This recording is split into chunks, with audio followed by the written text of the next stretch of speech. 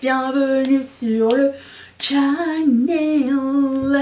On se retrouve aujourd'hui pour un palette declutter. Je sais, j'en fais un quasiment tous les mois parce que j'essaye des choses, je trouve mieux. Ça sert à rien que je continue à accumuler des choses chez moi dont je ne me servirai plus jamais. Ça peut servir à quelqu'un d'autre et ça va éviter l'accumulation. Voilà, c'est tout. C'est juste que j'en ai pas besoin. C'est pas grave, je ne suis pas physiquement attachée, sentimentalement attachée à ces palettes. Il y en a quelques-unes avec lesquelles j'ai une relation d'amitié où je ne peux pas me séparer parce que quelqu'un me les a offerts ou il y avait une occasion spéciale. Mais pour le coup, ces palettes-là, c'est des vieilles... Non, pas toutes des vieilles palettes, il y en a qui sont très récentes. C'est des palettes qui n'ont pas... qui ne me font plus vibrer. Et je sais que quand je les regarde, it doesn't spark joy. Donc voilà, si jamais elles vous intéressent, je vais les mettre à vendre sur le groupe Riette et Make-up. S'il vous plaît, ne m'écrivez pas en privé pour les réserver d'avance parce que je n'arrive pas à suivre. Je ne saurais pas à qui le garder. Donc ce que je vais faire, c'est que je vais toutes les mettre en même temps sur le groupe Riette et Make-up et premier arrivé, premier servi. Juste pour que ce soit juste pour tout le monde, d'accord. Après, si j'ai des amis qui veulent d'abord en premier, c'est clair que je vais leur donner en premier. Mais pour le coup, voilà, c'est ça que je voulais dire. Petit disclaimer. Dedans, je sais qu'il y a une palette qui est déjà réservée à quelqu'un. Mais pour le reste, découvrons qu'est-ce qui va partir dans mon déclateur. Tout de suite. Vous allez trouver des palettes que vous avez peut-être jamais vues de votre vie, hein, on ne sait pas. Si vous demandez ce qui se passe avec le make-up, je ne l'ai pas filmé. Je le kiffe beaucoup.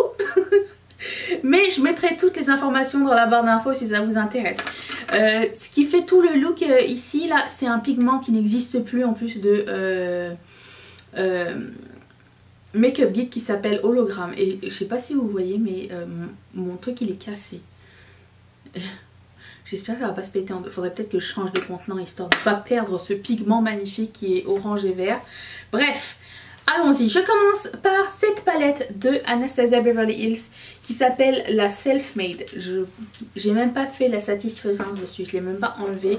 Je pense que j'ai dû l'utiliser, allez, 2 fois dans ma vie. Elle est quasiment neuve et je sais pas, quand je regarde la Color Story, il n'y a pas beaucoup de couleurs qui m'interpellent vraiment. Et il y a des couleurs qu'on a déjà vues aussi, genre Pink Champagne, on l'a déjà vu quelque part. C'est ça. Dans celle-ci, c'est celle-ci. Mais voilà, ça c'était une des premières palettes Anastasia Beverly Hills que je ne vais pas garder. C'est une très bonne qualité. Je les ai testées il n'y a pas longtemps, désinfectées. Mais pour le coup, pas ma favorite. Bon, je vais enlever ça ici. Ça va être là. Ensuite, une autre palette d'Anastasia Beverly Hills, c'est la Artist Palette. Et elle se présente comme ceci. Alors c'était super shocking quand c'est sorti parce qu'il y avait un jaune dedans, rappelez-vous. Et là pour le coup, bah, c'est ça. Jamais utilisé, je pense. Peut-être utilisé une fois. J'ai juste mis mon pinceau dans celui-ci. Et après c'est tout. Je pense que c'est ça. Et du coup j'ai perdu l'intérêt depuis. La Color Story ne m'interpelle pas non plus tellement, à part ce jaune qui est magnifique. Bon, il y a cette couleur là qui est trop belle, qui s'appelle Unicorn. Et voilà, pour le coup, bah non, ça sert à rien que je le garde. Ensuite, j'ai une autre palette d'Anastasia Beverly Hills qui s'appelle la Tamana palette. Vous vous rappelez, à l'époque, c'était des palettes de cette taille. Après ça, il y a eu Évolution Pokémon. Il y a eu ça. Après ça, il y a eu ça. Après ça, il y a eu Modern Renaissance. Après, il y a eu Amnésie. Après ça, il y a eu les grandes carrées. Trop grandes pour les mettre sur une table. Bref, celle-ci, c'est la Tamana palette. Et c'était en collaboration avec Dress Your Face. Ou je sais plus c'était qui la fille. Tamana peut-être. Si, c'est ça, Dress Your Face. Voilà, et elle est très belle. Vraiment très belle. Je pense que j'ai juste utilisé... un jour la couleur Venezia et encore elle n'a pas l'air d'avoir été très touchée dans sa vie, la pauvre.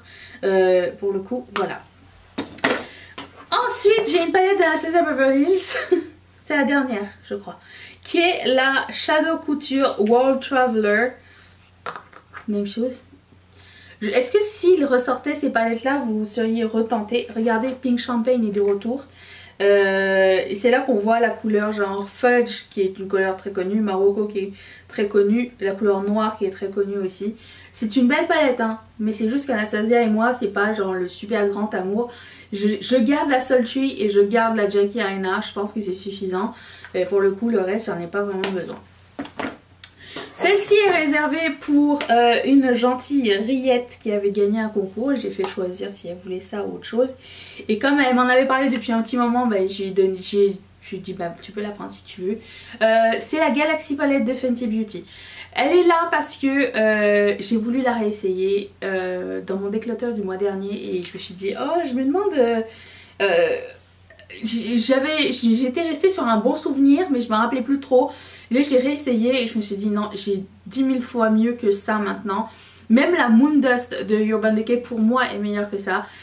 À la différence de la Moondust, celle-ci il y a plus de pigments, c'est plus pigments et paillettes, et la Moondust c'est plus paillettes et pigments. Vous voyez, c'est pas le même ordre. Mais pour le coup j'ai l'impression qu'il y a une bonne évolution en termes de duochrome et pigments pailletés, tout ça, et celle-ci j'en ai vraiment pas besoin, donc je ne vais pas la garder. Ça sert à rien. J'ai pas été wow quand je l'ai mis, je l'ai utilisé pendant un mois au complet. J'ai fait 3 looks au début avec, puis après ça j'ai essayé de l'intégrer dans d'autres make-up et j'ai pas été super inspirée malheureusement, alors que je voulais, c'était une de mes palettes favorites, mais pour le coup non.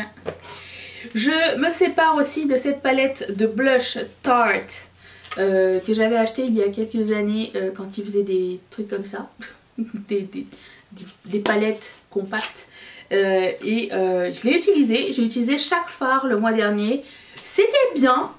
Est-ce que c'était mémorable? Non, j'ai carrément oublié de les utiliser, donc c'est pas la peine. En ce moment dans ma rotation make-up j'utilise ce blush quasiment tous les jours. Et il est fantastique, je l'adore, ça s'appelle Party. Il existe encore d'ailleurs.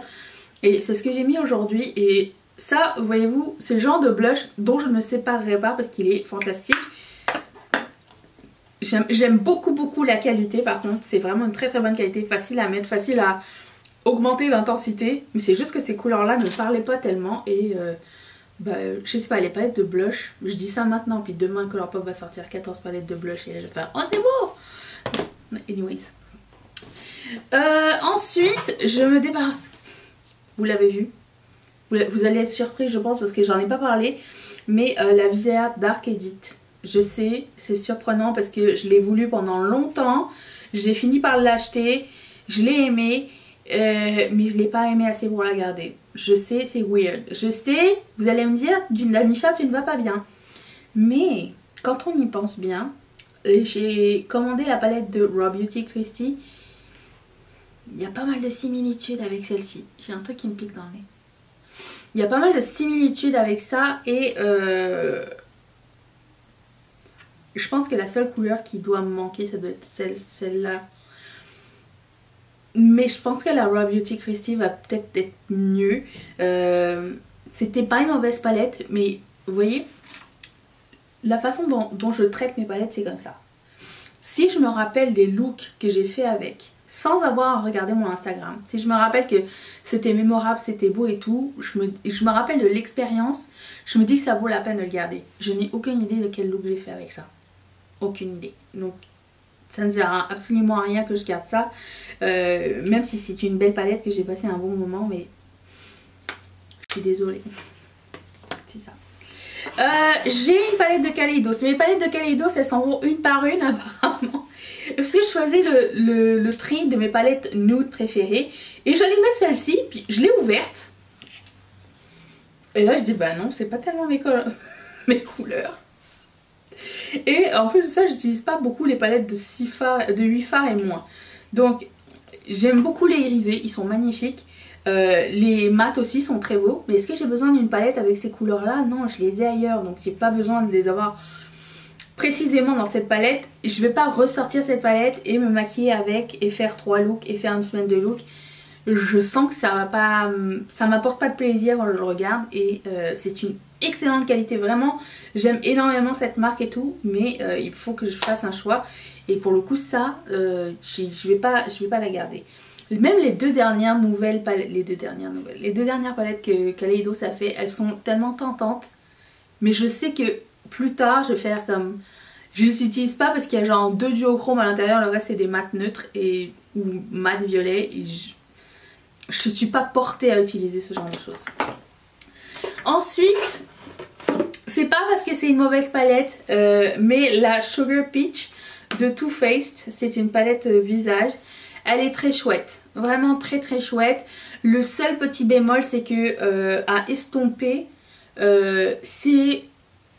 Comment dire, à comparer à d'autres face palettes que j'ai, à estomper c'est un petit peu moins facile, c'est pas dur en tant que tel, mais c'est moins agréable, ça se fond moins facilement. Parce qu'en fait j'ai voulu descendre un petit peu mes face palettes et je sais que celles que j'aime énormément, par exemple je pense tout de suite à les deux Natasha Denona que j'ai et je me dis que j'ai des couleurs un petit peu similaires à l'intérieur et que je serais plus portée à aller vers Natasha Denona. J'ai pas besoin des deux et si j'ai envie de prioriser quelque chose que j'ai payé cher, lui aussi j'ai payé cher, mais je veux dire Natasha gagne en termes de qualité, en termes de facilité, celle-ci non, un peu moins, mais c'était pas une mauvaise palette du tout, c'est juste que à choisir je préférais celle-ci, je préférais la Natasha Denona. Ensuite j'ai une BH Cosmetics. Elle se présente comme ceci. C'était une palette un peu bizarre. Elle est très très très pigmentée. Si vous avez la peau foncée, je pense que ça va être une palette parfaite. Cette couleur là, c'est une couleur weird.